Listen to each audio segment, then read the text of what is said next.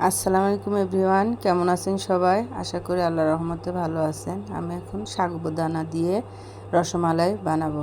তাই এখানে সাগুদানা নিয়ে ধুয়ে ভিজায় রাখছিলাম আধা ঘন্টা। ভিজায় রেখে এর ভিতরে 3 চামচ চিনি দিয়ে হাত দিয়ে চেপে চেপে মাখাই নিতে হবে। এরপরে হাতে তেল দিয়ে ছোট ছোট করে ভাবে প্লেটের উপরে বল বল করে রেখে দিয়ে একটা পাতিলে কুসুম গরম পানি নিয়ে এতে 1 বাটি দুধ মিলায়ে ওর ভিতরে গরম করে দুধটা গরম হয়ে আসলে এভাবে হাতের তালুর উপরে ঝাঁকিয়ে ঝাঁকিয়ে গোল করে নিতে হবে। হাতের তালুর উপরে দিলে সুন্দর গোল হয়ে যাবে।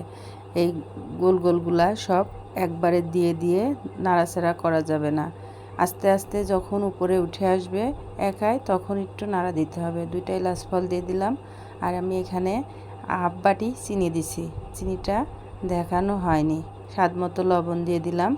দিয়ে চিনির পরিমাণ একটু কমে দিতে হবে। তো চামচের উপর উঠায়ে একদম নরম তুলতুলে হয়ে গেছে। এই সময় চুলা অফ করে দিলাম। চুলার উপর রেখে দিলে হয়ে যাবে।